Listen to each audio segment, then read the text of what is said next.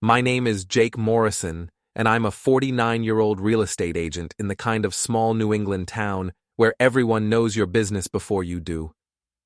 3 weeks ago, I thought I had a decent marriage to my wife Mara, a tolerable relationship with my brother Lyle, and a handle on my life.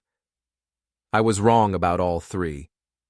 The first crack in my world came on a Tuesday morning when I found Mara's burner phone wedged between our couch cushions. She'd gone to work early at the kitchen showroom where she designs fancy granite countertops for people with more money than sense. I was running late for a property showing, grabbing my keys from the coffee table when my hand brushed against something plastic. The phone was cheap, the kind you buy at gas stations with cash. No password protection. Mara never was tech-savvy. The message history made my stomach churn, but not in the way you'd expect. I wasn't heartbroken. I was furious. "Can't wait to be with you again," read the latest text from someone labeled Charming Beast in her contacts. The response was even worse. "Your husband's such a loser. When are you leaving him?" I scrolled through weeks of messages, each one more revealing than the last, but it was the final exchange that made my hands shake with rage. "Meet me at the Pineview Motel tonight, room 12. I'll be there. Jake's showing houses until 9. The Pineview Motel sits on Route 9, a relic from the 1960s that caters to truckers and people handling business they'd rather keep private. I'd driven past it thousands of times, never imagining my wife was handling her own business there. I copied the phone number from Charming Beast and ran it through a reverse lookup service. The name that came back hit me like a sledgehammer. Lyle Morrison. My own brother. My brother Lyle owns Morrison Motors, the biggest car dealership in 3 counties. He's 2 years older than me, 3 inches taller, and has spent our entire lives making sure I knew he was better than me at everything. When we were kids, he'd beat me at every sport, steal my girlfriends, and convince our parents that his successes were earned while mine were lucky accidents. As adults, things hadn't changed much. Lyle lived in a glass-walled condo overlooking the lake, drove a different luxury car every month, and never missed an opportunity to remind me that he'd made something of himself while I was still peddling houses to yokels. What he'd never done before was sleep with my wife. I sat in my truck outside the Hartwell property I was supposed to be showing, staring at that phone until the screen went dark. My client called twice. I let it go to voicemail. Instead, I drove home and spent the afternoon planning. The beauty of small-town life is that everyone knows everyone else's routines. Mara worked until 6, stopped at the grocery store on Wednesdays, and always took exactly 45 minutes to get ready for her evening book club meetings. Lyle closed his dealership at 7 but stayed late on Wednesdays to do paperwork, or so he told his wife Gina. Gina Morrison was a sharp-eyed woman who'd married my brother for his money and stayed for the lifestyle. She had her own secrets, including a gambling habit that had cost them $30,000 last year, but she played the role of successful businessman's wife with Academy Award precision. I'd always liked Gina more than I probably should have. That evening, I parked across the street from the Pineview Motel and waited. At 8:15, Mara's Honda pulled into the lot. She'd changed clothes since work. Gone was the conservative blouse and slacks she wore to the showroom, replaced by a tight dress I'd never seen before and enough makeup to paint a barn. Lyle's silver BMW arrived 10 minutes later. I watched them embrace in the parking lot like teenagers, pawing at each other without a care in the world. They disappeared into room 12, and I started my truck. But instead of driving home to drink myself into a stupor, I headed to the impound lot where my buddy Tommy worked nights. Tommy owed me a favor from when I'd helped him buy his house, and he didn't ask questions when I requested a late-night towing job. "You sure about this, Jake?" Tommy asked as we hooked up Mara's Honda. "Towing your own wife's car seems like the kind of thing that leads to sleeping on couches." "The car's registered in my name," I told him. "I can tow it anywhere I want." We hauled the Honda to a storage lot on the other side of town, one that stayed locked until morning. Then I went home, poured myself 3 fingers of bourbon, and waited. Mara stumbled through the front door at 11:30, her hair messed up and her lipstick smeared. She looked around frantically, as if she'd forgotten where she lived. "Jake, are you awake?" "In the kitchen," I called. She appeared in the doorway, trying to smooth down her dress. "I was at book club. We got to talking and lost track of time." "How was the book?" "What?" "The book. What book did you discuss tonight?" Before we dive deeper into this story, I have one small request. Please subscribe, drop a like, comment, and hit that hype button to boost this channel so more people can discover these incredible Reddit stories. Mara's eyes darted around the room like a trapped animal looking for an escape route. We're reading that new romance novel, the one everyone's talking about." "Sounds interesting. What's it about?" "Love," she said quickly. "It's about love." I took a sip of bourbon and studied my wife's face. 15 years of marriage, and I'd never noticed how easily she lied. Or maybe I'd never bothered to pay attention. "Your car's gone," I said. The color drained from her face. "What do you mean, gone?" "I mean, it's not in the driveway. It's not on the street. It's gone." "But I drove it to—" She stopped herself before finishing the sentence. "To book club?" "Yes, to book club. Maybe someone stole it." I pulled out my phone and pretended to dial. "I'll call the police. Report it stolen. They'll want to know where you parked it, what time you left it there. Standard procedure." "No!" The word came out sharper than she intended. "I mean, maybe I just forgot where I parked it. You know how I get when I'm tired." "Maybe you left it at the Pineview Motel." Mara's face went white. She gripped the door frame to steady herself. "I don't know what you're talking about." I held up her burner phone. This was wedged in our couch cushions. Interesting reading material. For a moment, neither of us spoke. I could hear the kitchen clock ticking, the refrigerator humming, the sound of our marriage collapsing. "Jake, I can explain." "I'm sure you can, but I'm not interested in explanations. I'm interested in solutions." "What kind of solutions?" I finished my bourbon and set the glass down carefully. The kind where everyone gets what they deserve. The next morning, I called in sick to work and drove to Morrison Motors. Lyle's dealership sprawled across 5 acres of prime real estate, all glass and chrome, designed to separate working people from their money. His office sat on the 2nd floor, overlooking the showroom like a throne room. I didn't go inside. Instead, I parked where I could watch the employee entrance and waited. Jake Morrison arrived at 9:30, driving her white Mercedes with the precision of a woman who'd never had to parallel park on a crowded street.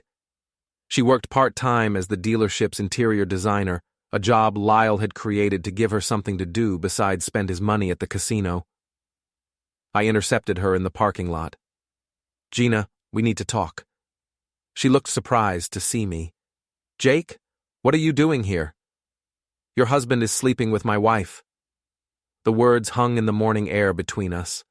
Gina's expression didn't change, but something shifted behind her eyes. "That's a serious accusation." "It's not an accusation. It's a fact." I showed her the burner phone, scrolled through the messages. Gina read them with the same expression she might use to review invoices, but her knuckles went white where she gripped her purse. "How long?" she asked. "Based on these messages, at least 2 months. Probably longer." Gina stared at the dealership's gleaming facade. I wondered why he'd been working so many late nights, and why he suddenly started showering when he got home. "What do you want to do about it?" She turned to look at me, and I saw something I'd never seen in Jake Morrison's face before, pure, calculated rage. "I want to destroy them both." We spent the next hour in her Mercedes, planning. Gina, it turned out, had been keeping her own secrets. She'd hired a private investigator 6 months ago when Lyle started acting suspicious. The investigator had photographed him with 3 different women at various motels, but Mara wasn't among them. "He's been cheating for years," Gina said, flipping through a manila folder thick with photographs and receipts. But he's been careful. Never the same woman twice, never anywhere local. Your wife is different. How so? He's taking risks, meeting her in town, using his regular phone to call her, taking her to places where people might see them. That means either he's getting sloppy, or he thinks this one is worth the risk. The thought of Lyle considering my wife worth the risk made my jaw clench. There's something else, Gina continued. I've been tracking our finances. Lyle's been moving money around, opening new accounts. I think he's planning to leave me. For Mara? Maybe. Or maybe he's just tired of being married and wants a clean slate. We sat in silence for a moment, watching employees arrive for work. Normal people living normal lives, unaware that their boss was a cheating snake and his brother was planning revenge. What's your end game here, Jake? What do you really want? It was a fair question. What did I want? Mara back? That ship had sailed the moment I read those messages. Lyle's apology? He'd never been sorry for anything in his life. Money? I had enough to get by. I want them to hurt the way they hurt us. I want everyone in this town to know what they did. I want them to lose everything that matters to them. Gina smiled for the first time since I'd shown her the phone. Then we're going to get along just fine. That afternoon, while Mara was at work and Lyle was playing the role of successful businessman, Gina and I began our campaign. She had access to Lyle's business accounts, his calendar, his client list. I had keys to my own house and 15 years of knowledge about my wife's habits and weaknesses. We started small. Gina canceled Lyle's standing reservation at the country club, the one where he took important clients every Friday. I changed the locks on our house and hid Mara's spare car key. Nothing dramatic, nothing traceable, just small inconveniences that would start to add up. The real work began that evening. Mara came home to find her key didn't work. She knocked on the door like a visitor, which seemed appropriate given the circumstances. "Why are the locks changed?" she demanded when I let her in. "Security upgrade. I'll get you a new key made tomorrow." She studied my face, looking for signs of what I might know. "Jake, about last night." "What about it?" "I know you're upset about the car thing. I found it this morning. Someone had towed it to a lot across town. Probably just a mistake." "Probably. I paid the impound fee and got it back. No harm done." I nodded as if this was perfectly reasonable. "Good. I'm glad you got it sorted out." Mara relaxed slightly. She'd expected a fight, accusations, drama. My calm acceptance threw her off balance. "So, we're okay?" "Why wouldn't we be okay?" "No reason. You seemed tense this morning." "I'm fine. Just work stress." She kissed my cheek, a gesture that felt more like a test than affection. "I'm going to take a shower. Long day." While water ran in the upstairs bathroom, I went through Mara's purse. Her real phone contained nothing suspicious. She was smarter than that. But I found receipts from stores I'd never heard of, a credit card statement for an account I didn't know existed, and a business card for someone named Julia Chen at Lifestyle Consulting Services. I photographed everything and put it back exactly where I'd found it. Later that night, after Mara had gone to bed, I researched Julia Chen.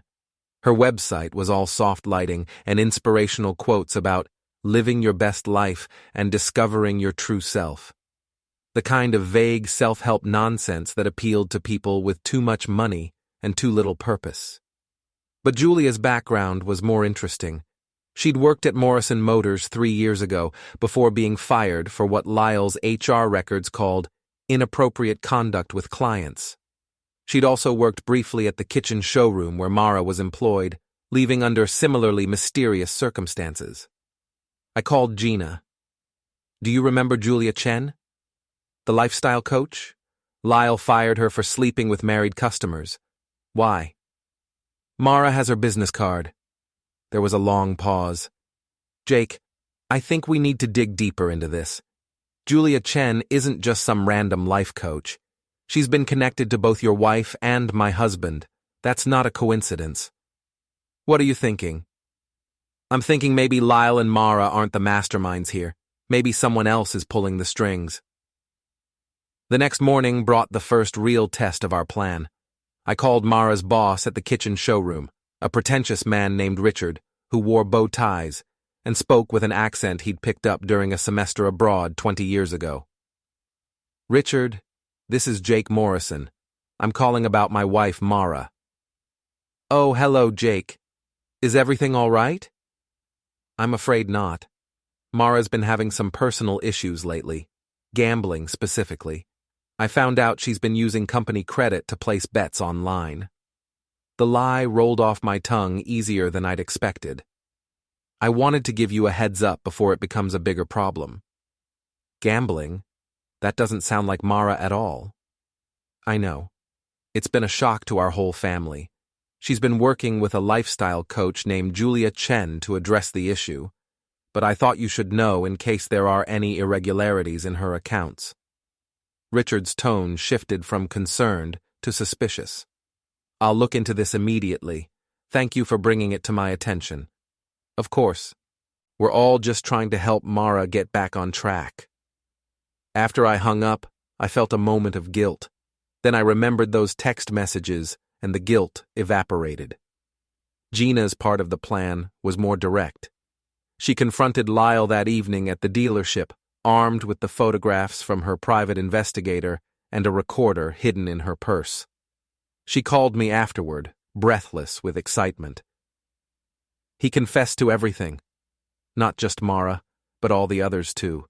He actually seemed relieved to finally tell someone." "What did he say about Mara specifically?" "That's the interesting part. He said she approached him first, at some business networking event 6 months ago. According to Lyle, she told him she was unhappy in her marriage and looking for excitement." "That doesn't sound like Mara." "That's what I thought. Your wife isn't exactly the seductress type, no offense. Someone who goes after married men usually has more confidence." We were both thinking the same thing. Julia Chen. The next day, I did something I'd never done in 15 years of marriage. I followed my wife to work. Mara left the house at her usual time, but instead of driving directly to the showroom, she stopped at a coffee shop downtown. Through the window, I watched her sit across from a woman with short black hair and expensive clothes. They talked for exactly 20 minutes, then the woman handed Mara an envelope. Julia Chen was younger than I'd expected, maybe 35, with the kind of polished appearance that screamed money and ambition. She drove a red sports car that cost more than most people made in a year. I followed Julia after she left the coffee shop. Her office was in a converted Victorian house on the good side of town, with a small brass plaque by the door reading, "Lifestyle Consulting Services." But Julia didn't go to her office. Instead, she drove to Morrison Motors.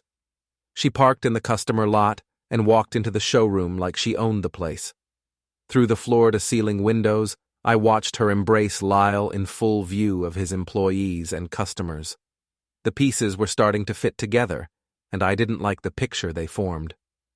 That evening, I confronted Mara about the coffee shop meeting.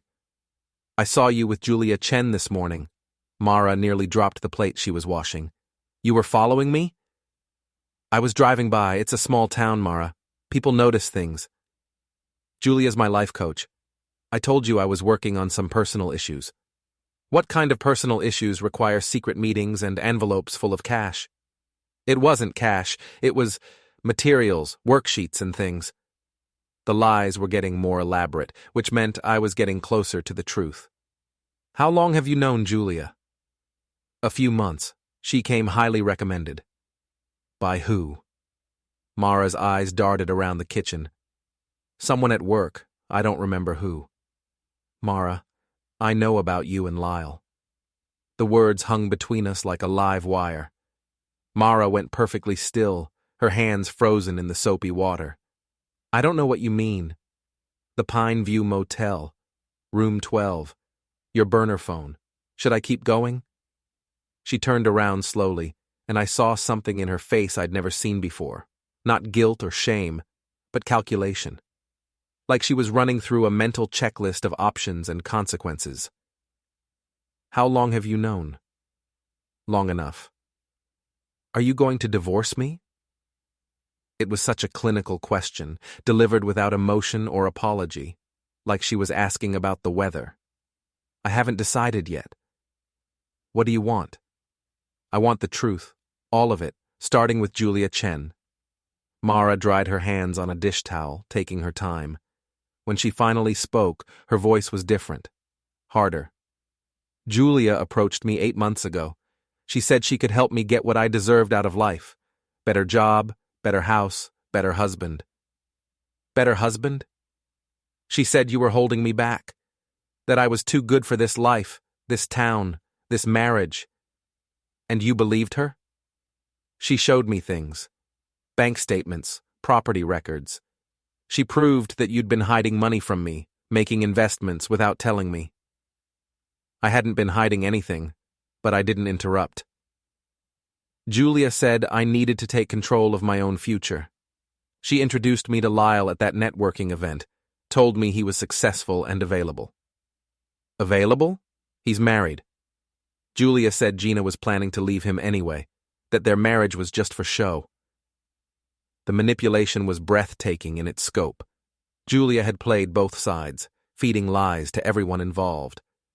What was the endgame, Mara? What did Julia promise you? Lyle was going to divorce Gina and marry me. We were going to move somewhere new, start fresh. Julia was going to help us relocate and set up new identities. New identities? Clean slates, no baggage from our old lives. I stared at my wife, wondering if I'd ever really known her at all. And you were just going to disappear? Leave me with nothing? You would have been fine. You always land on your feet. The casual cruelty of it took my breath away. 15 years of marriage reduced to, you would have been fine. There's something else you should know, Mara continued. Julia recorded everything. The affair, the planning, all of it. She said it was insurance, to make sure everyone kept their end of the bargain. What bargain? Lyle was going to pay her $100,000 once we were settled in our new life. Half up front, half after the divorce was final. I felt the last piece of the puzzle click into place. Julia Chen wasn't just facilitating an affair, she was running a con game, with my wife and brother as both accomplices and marks. Where are these recordings? I don't know. Julia keeps everything locked up tight. And you were okay with this? With destroying 2 marriages and stealing money? Mara shrugged. People get divorced every day. At least this way, everyone gets something out of it. Everyone except me and Gina, apparently. That night, after Mara went to bed, I called Gina and filled her in on everything I'd learned. She listened without interrupting, and when I finished, she was quiet for a long moment. Jake, we need to be very careful here. If Julia has recordings of Lyle and Mara, she probably has recordings of us too. This whole thing could blow up in our faces. What are you suggesting? I'm suggesting we turn the tables. If Julia Chen wants to play games with people's lives, let's show her what happens when she picks the wrong targets. Planning Julia Chen's downfall required patience and precision. She'd spent months manipulating my wife and brother, weaving a web of lies and false promises. Now it was time to turn that web into a trap. Gina proved to be a natural strategist. Her years of marriage to Lyle had taught her to think 3 moves ahead, and her gambling habit had given her a poker player's instinct for reading people and situations. The key is making Julia think she's still in control, Gina explained, as we sat in her Mercedes outside Julia's office. We need her to believe the plan is working perfectly right up until the moment we spring the trap. Our first move was to give Julia exactly what she wanted, evidence that her manipulation was succeeding. I went home that night and staged a fight with Mara, loud enough for our neighbors to hear. I accused her of cheating, she denied everything, and I stormed out of the house with a suitcase.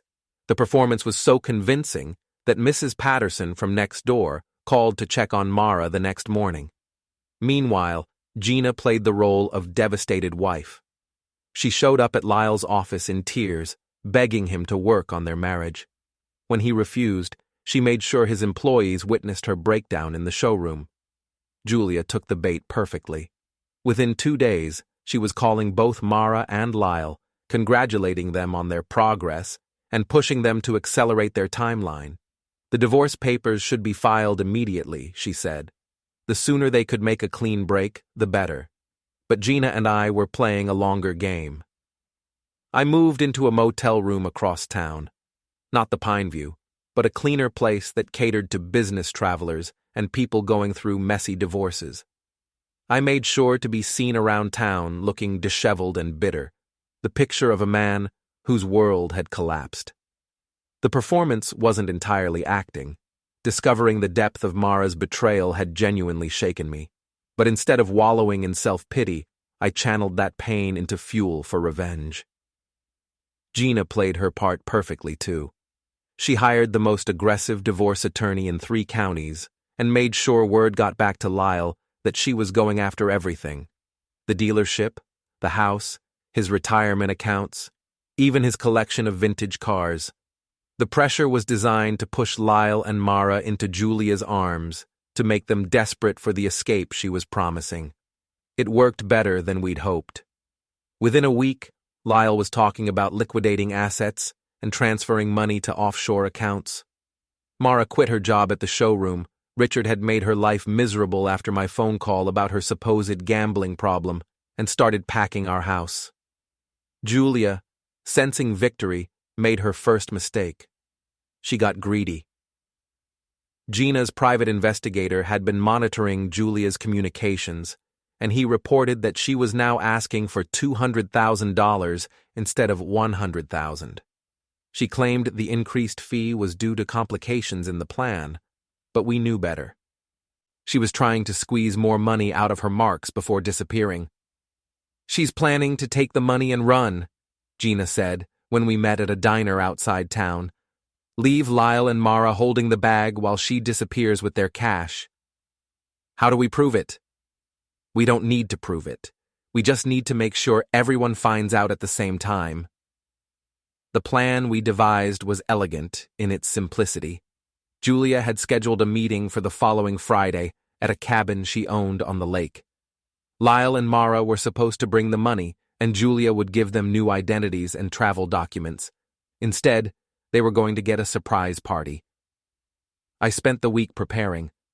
The cabin was isolated, accessible only by a narrow dirt road that wound through thick woods. Perfect for a private confrontation, but also perfect for ensuring no one could leave until we were finished with them. Gina handled the guest list. She invited Richard from the kitchen showroom, several of Lyle's biggest clients, the president of the country club, and a reporter from the local newspaper.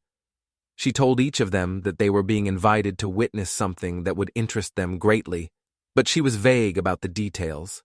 She also invited Tommy from the impound lot, my son Mick, who was home from college, and 3 of my closest friends from the boxing gym where I still worked out twice a week. Not for muscle, but for witnesses. On Friday evening, I arrived at the cabin first and positioned myself where I could see the entire property. The lake stretched out behind the building, dark water reflecting the last light of sunset. Julia's red sports car pulled up at exactly 7 o'clock. She looked confident, dressed in expensive clothes and carrying a briefcase that probably contained fake documents and promises she had no intention of keeping. Lyle and Mara arrived 10 minutes later in his BMW.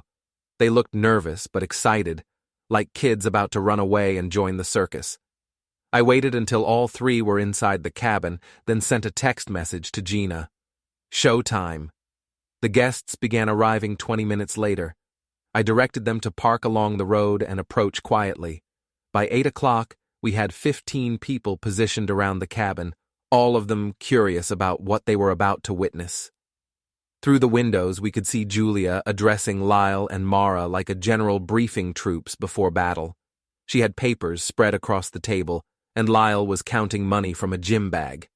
That's when Gina knocked on the door. "Julia, it's Gina Morrison. I need to talk to you." The conversation inside the cabin stopped abruptly. I could see Julia gesturing for Lyle and Mara to stay quiet while she decided how to handle this unexpected development. She opened the door with a smile that didn't reach her eyes. "Gina, what a surprise. What brings you out here? I know what you've been doing. All of it." Julia's smile faltered. "I'm not sure what you mean. The affair you arranged between my husband and Jake Morrison's wife, the money you've been extorting from them, the fake identity documents. Should I continue?" Behind Julia, I could see Lyle and Mara frozen at the table, realizing that their carefully planned escape was falling apart. "I think there's been some misunderstanding," Julia said smoothly. "Why don't you come inside and we can discuss this rationally?"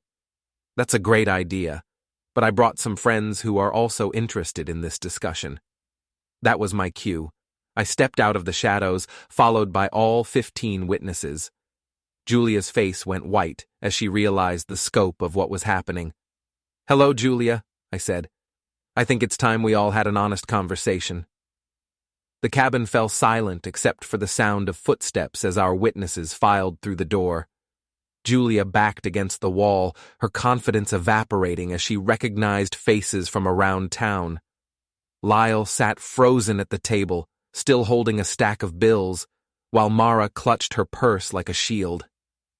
"Jake," Lyle said, his voice cracking, "this isn't what it looks like." "Really? Because it looks like you're paying a con artist to help you steal my wife and disappear with a bag full of money." Richard from the kitchen showroom stepped forward, his bow tie perfectly straight despite the evening's drama. "Mara, is this why you've been acting so strangely at work? Why there were irregularities in your client accounts?" "There weren't any irregularities," Mara protested. "Actually, there were." Richard pulled out a folder. "After your husband called about your gambling problem, I did a thorough audit. You've been padding invoices and skimming deposits for months. I hadn't known about the actual theft, but I wasn't surprised. Julia had probably coached Mara on how to steal money to fund their escape plan." Julia finally found her voice. "This is harassment. I'm calling the police." "Please do," said Gina, holding up her phone. "I've got recordings of you admitting to fraud, extortion, and conspiracy. I'm sure they'd love to hear them." The bluff worked perfectly. Julia's hand froze halfway to her purse. "You're lying." "Am I? Tommy, would you mind playing that recording from last Tuesday?" Tommy from the impound lot, who'd been quietly filming everything on his phone, nodded and tapped his screen. Julia's voice filled the cabin crystal clear. "The beauty of this setup is that even if they get caught, we have plausible deniability. Lyle and Mara are adults making their own choices. We're just facilitating their happiness." It was actually a recording Gina had made during a phone call earlier that week, but Julia didn't know that. "That's taken out of context," Julia said desperately. "Is it? Should we play the part where you talk about the offshore accounts, or maybe the section where you discuss falsifying identity documents?" Julia's shoulders sagged as she realized the game was over. Lyle suddenly stood up, scattering money across the floor. "This is insane. Julia, tell them the truth. Tell them this was all Mara's idea." "My idea?" Mara's voice rose to a shriek. "You're the one who said you loved me. You're the one who promised we'd be together." "I never promised anything. You threw yourself at me at that networking event." "Because Julia told me to." The three conspirators turned on each other with the viciousness of cornered animals. Julia accused Lyle of being a willing participant who'd pursued the affair aggressively. Lyle blamed Mara for seducing him and demanding he leave his wife. Mara insisted that Julia had manipulated them both from the beginning. The truth, as it emerged through their accusations and counter-accusations, was uglier than any of us had imagined. Julia had indeed orchestrated the entire scheme, but not as a simple con game. She'd been planning it for 3 years, ever since Lyle had fired her from the dealership. The affair with Mara was just the opening move in a longer campaign of revenge against both my brother and me. "You want to know why I did this?" Julia's composure finally cracked completely. Because the Morrison brothers think they own this town. Lyle fires people on a whim, and Jake swoops in to sell their houses when they can't afford the mortgages anymore. You're both parasites. So you decided to destroy 2 marriages out of spite? I asked. I decided to give people what they really wanted. Mara was miserable with you, Jake. She told me so herself, many times. And Lyle was bored with his perfect wife and his perfect life. I just helped them admit it. By stealing money and planning to disappear with it? The money was payment for services rendered. I earned every penny. Gina stepped forward, her voice dangerously calm. You earned it by destroying families, by manipulating people into betraying everyone they claim to love. People destroy themselves, Julia shot back. I just provide opportunities.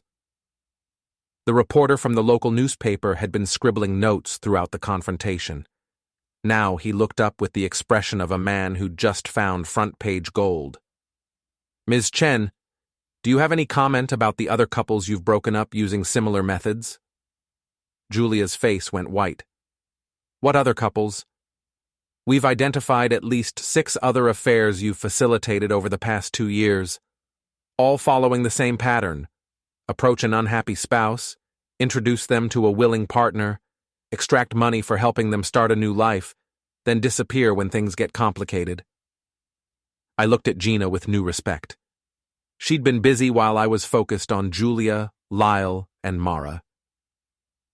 The Hendersons, the Patels, the Williams family, the reporter continued. All of them lost their marriages and their savings after hiring lifestyle consulting services. Julia made a break for the door, but Tommy and 2 of my friends from the boxing gym blocked her path.